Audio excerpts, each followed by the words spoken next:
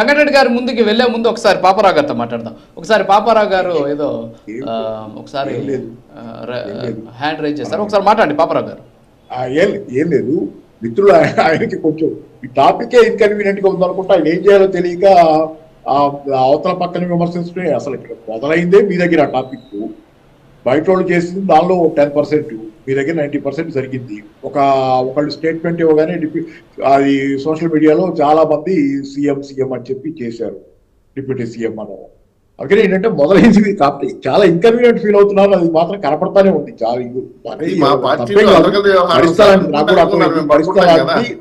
అర్థమైంది కానీ దానిలో మీరు బ్రీఫ్ గా 2 ముక్కలు చెప్పేసి మళ్ళీ రెండో వాళ్ళకి హాట్ పొటాటో ఏదో రెండో వాళ్ళని మాట్లాడుకోవడం చేతిలో పెడితే బెటర్ తప్పి మీరు ఆ చేతిలో పెట్టుకుని దాన్ని హోల్డ్ చేయలేరు. ఈ టాపిక్ లో మీకు ఇన్కన్వీనియన్స్ ఉంటుంది. దీనివల్ల మీ పరిపాలన మొత్తానికి బ్యాడ్ నేమ్ అన్న కానీ పవర్ స్ట్రగుల్ అనేది ఉందనేది అందరికి తెలుసు, దానిలో ఉంటది. మళ్ళీ రేపు కూడా బయటకు వస్తుంది, ఇది ఇంతటితో ఆగదు. ఎందుకంటే అల్టిమేట్ గోల్ ఎవరి గోల్స్ వాళ్ళకు ఉన్నాయి. అందుకని ఏంటంటే ఇది ఇంతటితో ఆగదు. మీరు కావాలని చెప్పి మీ హుష్ అని చెప్పి రెండో వాళ్ళ మీద దోసేసిన మళ్ళీ రేపు ఇంకోసారి వస్తుంది. ఈ టర్మ్ అయిపోయే లోపు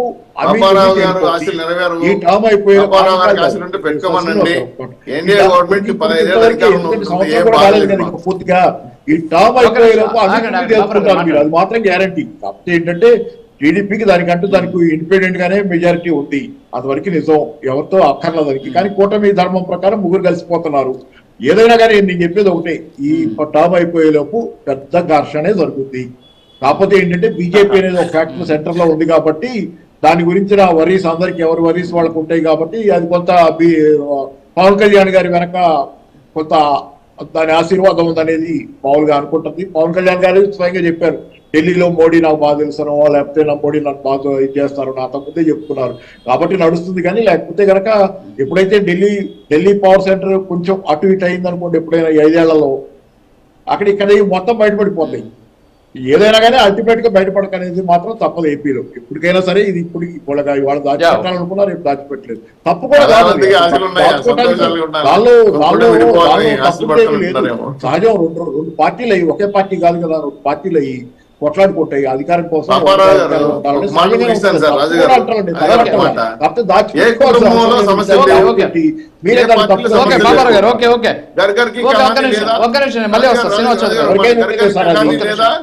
జగన్మోహన్ గారి కుటుంబం లేదా? చేశారు కదా, చేశారు కదా,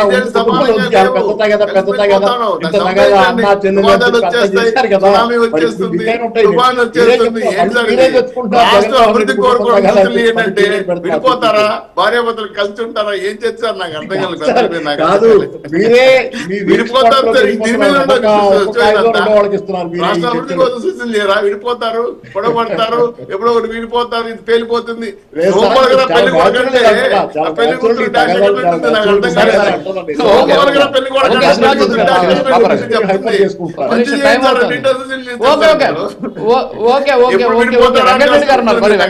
మాట్లాడాలి, మన పాపారావు గారి దగ్గర ఆగిపోకూడదు. వెంకటరెడ్డి గారు స్పందించండి.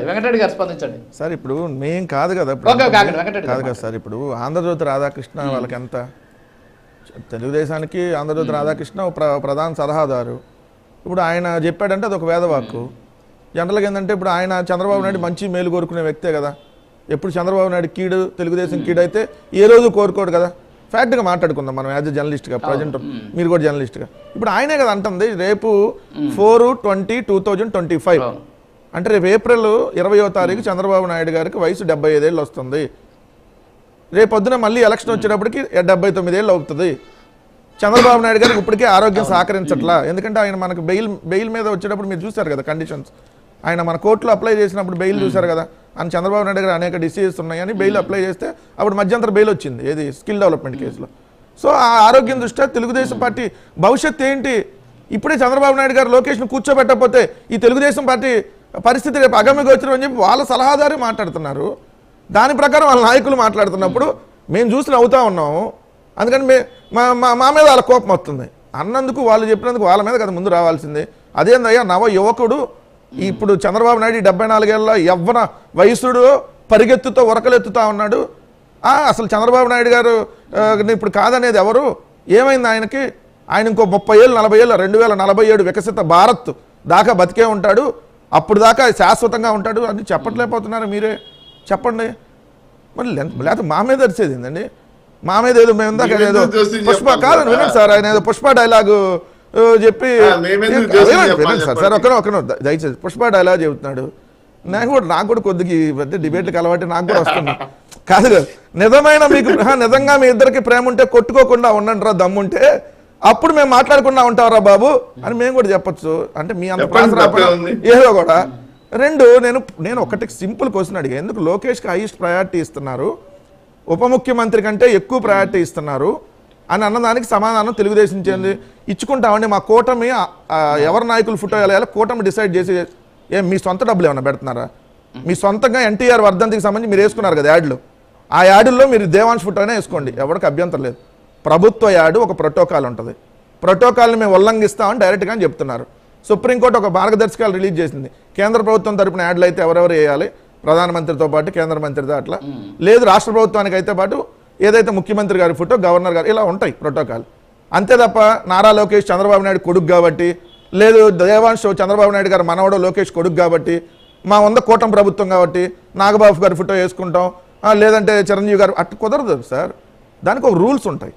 ఆ రూల్స్ ప్రకారం విరుద్ధంగా మీరు నారా లోకేష్ని నాయకుడిగా ప్రమోట్ చేయడం కోసం ప్రభుత్వ ధనాన్ని ఖర్చు పెడుతున్నారు. ప్రభుత్వ ధనంతో వేసినటువంటి యాడ్లు ఇదిగోండి. ఈ యాడ్ మొన్న మీకు అన్న ఒకసారి ఇది జూమ్ చేయవా, ఇదిగోండి ఇది చూడండి సార్, ఇది ప్రభుత్వ ప్రదాతకు, దీంట్లో చూడండి సార్, దీంట్లో సేమ్ నలుగురు ఫోటోల్లో చూడండి సార్, లోకేష్ ఏ హోదాలో వేశారు, లోకేష్ ఏ హోదాలో వేశారు.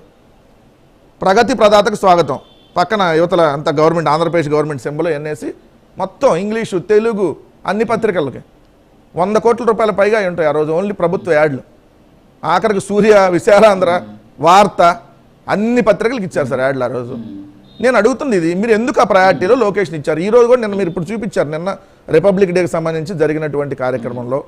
మరి మిగిలిన మంత్రులకితో పాటు లోకేష్ లేడు, చంద్రబాబు నాయుడుతో పాటు సమానంగా, పవన్ కళ్యాణ్ గారితో పాటు సమానంగా అక్కడ కూర్చొని మీరు ఇస్తున్న ప్రయారిటీ దీనికి సంబంధించి అడిగితే మా ఇష్టం అండి మేము ఇచ్చుకుంటాం అంటున్నారు. మీరు ఇచ్చుకోండి, మీ డబ్బులతో ఇచ్చుకోండి, మీ ప్రభుత్వ డబ్బులతో ఇవ్వటానికి కుదరదు. ఇది మీ పార్టీ యాడ్లు, మీరు జనసేన, బీజేపీ మీ 3 పార్టీలకు సంబంధించిన యాడ్ వేసుకుంటారు, పార్టీకి సంబంధించి డబ్బులు ఖర్చు పెట్టే యాడ్, వాటిలో వేసుకోండి, ఎవరు కాదంటలా. సో నేను ఇక్కడ క్లియర్గా చెప్పేది ఒకటే సార్, ఈరోజు రాష్ట్రాన్ని చంద్రబాబు నాయుడు గారు ముఖ్యమంత్రి అయినా నడుపుతున్నది నారా లోకేష్ అనేది వాస్తవం. నారా లోకేష్ తర్వాత అవన్నీ చూస్తున్నది కిలారు రాజేష్ అనేది వాస్తవం. వీళ్ళిద్దరు అపాయింట్మెంట్ దొరకడం కష్టం, చంద్రబాబు నాయుడుది పవన్ కళ్యాణ్ది ఈజీగా దొరికింది అనేది కూడా వాస్తవం. ఇది కాదని తెలుగుదేశం వాళ్ళు, జనసేన వాళ్ళు గుండెల మీద చేసుకుని ఆఫ్ ద రికార్డ్ చెప్పాలంటే ఆన్ రికార్డ్ ఎటు చెప్పలేరు. కానీ సో నేను అంటుంది ఇప్పుడు మీరు కొట్టుకోవద్దు, మీరు సఖ్యంగా ఉండండి, మీరు కొట్టుకొని మిగిలిన అంశాలను డైవర్ట్ చేయొద్దు.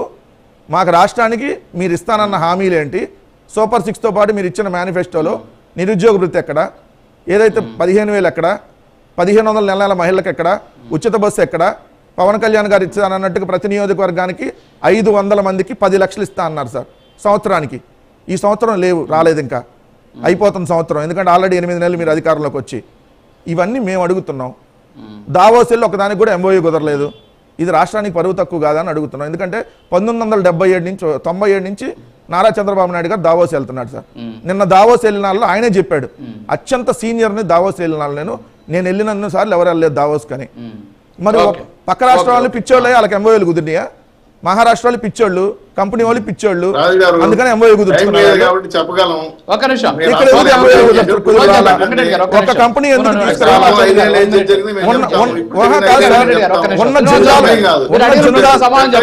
జిందాలు వెళ్ళిపోయినటువంటి పరిస్థితి, అన్నిటికీ సమాధానం చెయ్యండి సార్. మీరు ఇస్తానన్న హామీలు ఎప్పుడు ఇస్తున్నారు? ఎప్పుడు? ఈ సంవత్సరంలో కూడా కలిపి వచ్చే సంవత్సరం ఇస్తారా? ఈ సంవత్సరంలో కూడా కలిపి వచ్చే సంవత్సరం ఇస్తారా? తప్పకుండా మేము ఏమైతే చెప్పామో. అవును సార్, అదే చెప్పండి సార్. ఈ సంవత్సరం ఇప్పుడు అమ్మఒడి కింద సార్, వినండి సార్, ఈ సంవత్సరం మీరు అమ్మఒడి కింద మేము 6,700 కోట్ల సంవత్సరానికి ఖర్చు పెడితే మీరు డబల్ ఇవ్వాలి, ఆల్మోస్ట్ 14,000 కోట్లు ఇవ్వాలి. ఈ 14,000 కోట్లు కూడా కలిపి నెక్స్ట్ ఇయర్ ఇస్తారా? చెప్పండి సార్. మార్చి బడ్జెట్ కల్లా మేము అన్ని క్లియర్ చేసుకొని బడ్జెట్ పెట్టబోతున్నాం. ఏ హామీ వదిలిపెట్టాం, రాష్ట్రాలకు ఏవైతే చెప్పామో తూచా తప్పకుండా అమలు చేస్తాం. ఖచ్చితంగా ఎన్డీఏ ప్రభుత్వం ఓకే వెంకటరెడ్డి గారు ఇంకా మీకు 4 ఏళ్ళు ఉంది, ఇంకా మీకు 4 ఏళ్ళు ఉంది. 4 ఏళ్ళు మీరు మాట్లాడొచ్చు ఈ అంశాలని. ఓకే ఓకే అంటే మీరు అడిగిన ప్రశ్న కూడా కరెక్ట్ గానే ఉంది. ఎందుకంటే ఈ సంవత్సరం ఇవ్వాల్సినటువంటి తల్లికి వందనం రేపు సంవత్సరం కల్పిస్తారా అని కూడా చెప్పారు. ఎందుకంటే గతంలో వాళ్ళే చెప్పారు కదా మనకు ఈ పెన్షన్ల సందర్భంలో కూడా కల్పించినటువంటి పరిస్థితి. బహుశా ఇవ్వచ్చేమో, చూద్దాం మనం. వెంకటరెడ్డి గారు థ్యాంక్ యూ. ఇది వాటి హాట్ టాపిక్. సో ఈ డిస్కషన్ లో పార్టిసిపేట్